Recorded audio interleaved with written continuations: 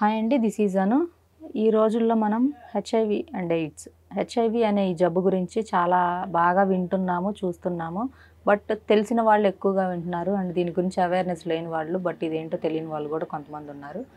ఈ హెచ్ఐవి అనే ఈ డిసీజు ఇంటింటికి షుగర్ బీపీలు ఎలా ఉన్నాయో అలా అయ్యే విధంగా ఉన్నారు ఇప్పుడు.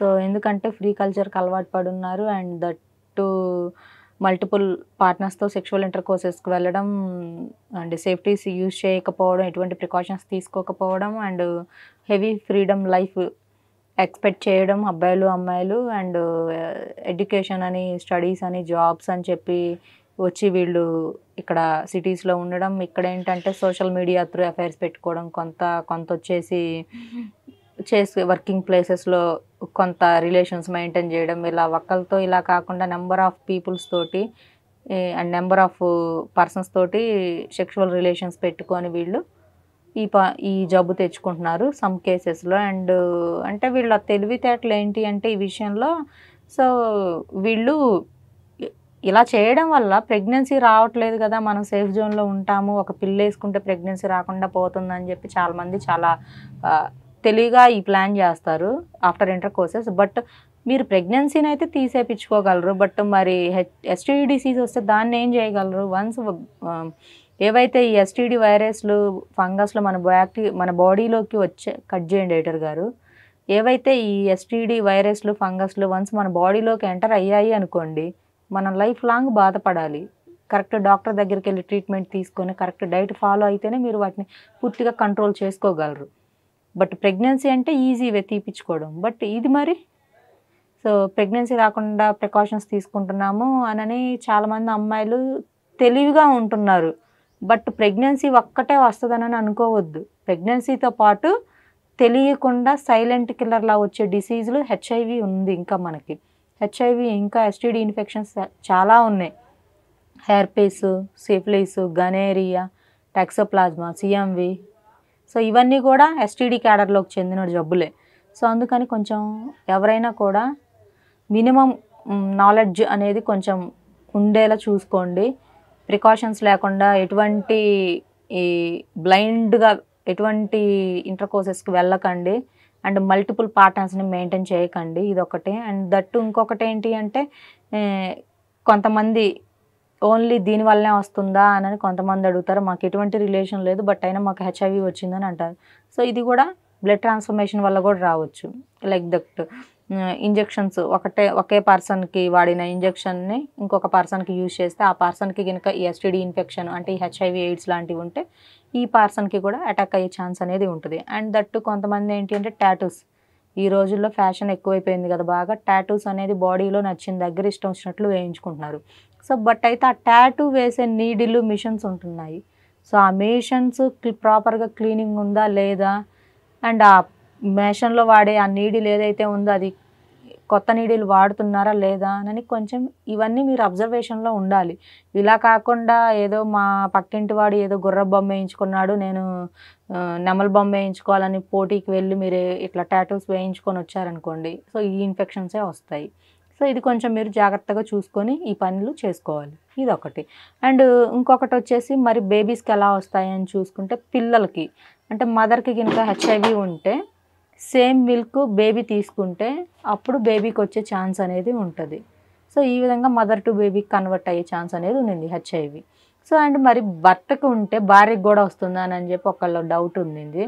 భర్తకు కనుక హెచ్ఐవి ఉండి వాళ్ళిద్దరూ మ్యారిటల్ లైఫ్ని ఎంజాయ్ చేస్తూ సెక్షువల్ రిలేషన్ వీళ్ళిద్దరి మధ్య సేఫ్టీస్ లేకుండా జరిగితే వస్తుంది. బట్ విత్ సేఫ్టీతో వీళ్ళు ఇంటర్ కోర్సెస్కి వెళ్తే వైఫ్కి రాదు. దీనికి భయపడవలసిన పని లేదు, ఇదొకటి. అండ్ హెచ్ఐవి కన్ఫర్మేషన్కి ఓన్లీ బ్లడ్ ఒక్కటే సరిపోతుందా అని చెప్పి కొంతమంది అడిగారు. హెచ్ఐవి కన్ఫర్మేషన్కి not only blood and oral fluids, vaginal fluids, semen, వీటి ద్వారా కూడా మనం ఈ అనాలిసిస్ చేసేసి ఈ లిక్విడ్స్ అన్నిటితోటి మనం కన్ఫర్మేషన్ చేయొచ్చు. బట్ మ్యాక్సిమం వచ్చేసి బ్లడ్లో దీని బతుకు బయటపడిపోతుంది, మనకి ఉందో లేదో అనేది. ఎక్కువ బ్లడ్ని ప్రిఫర్ చేస్తారు ఎవరైనా కూడా, సీరమ్ని. సో ఇవి మెయిన్ రీజన్స్. అసలు హెచ్ఐవి అంటే హ్యూమన్ ఇమ్యూనో డెఫిషియన్సీ వైరస్. మరి హెచ్ఐవి ఎయిడ్స్ రెండు ఒకటేనా అని చెప్పి లాస్ట్ ఒక వీడియోలో అడిగున్నారు. హెచ్ఐవి అండ్ ఎయిడ్స్ రెండు ఒకటే, జబ్బు స్టార్టింగ్ స్టేజ్లో ఉంటే హెచ్ఐవి అంటారు. అదే జబ్బు గినక ముదిరిపోతే దాన్ని 4th, 5th స్టేజెస్కి అట్లా వచ్చేస్తే దాన్ని ఎయిడ్స్ అని అంటారు. సో ఇది హెచ్ఐవికి ఎయిడ్స్కి మధ్య డిఫరెన్స్. మెయిన్ రావడానికి ఈ రీజన్సే ఉంటాయి. మరి వచ్చిన తర్వాత సిమ్టమ్స్ ఏంటని చెప్పి అడుగున్నారు. వచ్చిన తర్వాత ఏముంటాయి అంటే బాడీ పెయిన్స్, మౌత్ ఇన్ఫెక్షన్, అంటే బాడీ పెయిన్స్ అంటే ఒళ్ళు నొప్పులు, మౌత్ ఇన్ఫెక్షన్ అంటే నోరు ఉంటుంది కదండి, ఆ నోట్లో గుల్లలు రావడం, నొప్పి పుట్టడం, థ్రోట్ పెయిన్ అంటే గొంతు నొప్పి పుట్టడం, అండ్ ర్యాషెస్ అంటే దురదలు రావడం చర్మం పైన రెడిష్గా, అండ్ పింపుల్స్ రావడం అంటే గుల్లలు లాంటివి రావడం, అండ్ ఇంకొకటి వచ్చేసి ఇచ్చింగ్ అంటే దురద పెట్టడం, ప్రైవేట్ పార్ట్స్ దగ్గర పింపుల్ రావడం అంటే మనం పాస్ పోసుకునే ఏరియాలో గుల్లల్లాగా రావడం, అండ్ వైట్ డిశ్చార్జ్ అవ్వడం, అదే ఫీమేల్స్కి అయితే. ఆడవారికి అయితే తెల్ల బట్ట తెల్ల మైలు అవ్వడం, అండ్ మెయిల్స్లో చూసుకుంటే కొంతమంది మెయిల్స్లో వైట్ డిశ్చార్జ్ టైప్ రావడం, అంటే కొంతమంది మగవారికి కూడా వైట్ డిశ్చార్జ్ లాగా తెల్ల బట్ట లాంటిది కారిపోతూ ఉండడం, అండ్ యూరిన్ ఎల్లోగా రావడం, బర్నింగ్ సెన్సేషన్ ఉండడం, అంటే పసుపు రంగులో రావడం, మంటగా ఉండడం, చురుకు చురుకు అనడం, ఇలాంటివి ఉంటూ ఉంటాయి. అండ్ పెయిన్స్ బీభత్సకరమైన బాడీ పెయిన్స్ అంటే ఒళ్ళు నొప్పులు, కీళ్ళ నొప్పులు, బాగా బ్యాక్ పెయిన్ ఉండడం, అంటే వెనక వీపు భాగం అంతా, వెన్ను భాగం అంతా కూడా నొప్పిగా ఉండడం, అండ్ స్లీప్లెస్ ప్రాబ్లం అంటే నిద్ర పట్టకపోవడం, అండ్ కొంతమందికి వచ్చేసి హెయిర్ లాస్ అవ్వడం అంటే జుట్టు రాలిపోతూ ఉండడం, ఎక్కువగా జుట్టు ఊడిపోతూ ఉండడం, ఇలా ఉంటూ ఉంటుంది. అండ్ కొంతమందికి నిద్ర బాగా పట్టకుండా చాలా ఇబ్బంది పడుతూ ఉంటారు. మిడ్ నైట్ చురుకు చురుకు అంటూ ఉంటుంది వాళ్ళ శరీరం అంతా కూడా. ఇవి మెయిన్ సిమ్టమ్స్. మరి ఈ సిమ్టమ్స్ అందరిలోనూ ఉంటాయా అంటే లేదు. ఈ సిమ్టమ్స్ కొంతమందిలో కొన్ని ఉంటాయి, కొంతమందిలో కొన్ని ఉండకపోవచ్చు. ఎక్కువగా బాడీలో వీళ్ళకి వైరస్ పర్సెంట్ ఎక్కువగా ఉంటే ఈ సిమ్టమ్స్ అన్నీ ఉండొచ్చు. కొంతమందికి అసలు నో సిమ్టమ్, ఎటువంటి సిమ్టమ్ కూడా ఉండదు. అది డిపెండ్స్ ఆన్ పేషెంట్ ఇమ్యూనిటీ మీద ఉంటుంది. అసలు హెచ్ఐవి వైరస్ అనేది ఎందుకు ఇది పెరుగుతుంది బ్లడ్లో అని అంటే, మనిషికి మన బాడీలో ఉండే, అంటే మన శరీరంలో ఉండే ఏదైతే రోగ నిరోధక శక్తి ఉంటుందో మనకి ఇమ్యూన్ సిస్టమ్, ఆ ఇమ్యూన్ సిస్టమ్ని, ఆ ఇమ్యూన్ సెల్స్ని తినేసి ఈ వైరస్ పెరిగిపోతుంది. సో అటువంటప్పుడు మన బాడీలో ఉండే ఇమ్యూనిటీని మనం గినక డెవలప్ చేసుకుంటే, బాగా పెంచుకుంటే, ఈ వైరస్ మన శరీరంలో ఉన్నా కూడా మనకి ఎటువంటి ప్రాబ్లమ్స్ ఉండవు.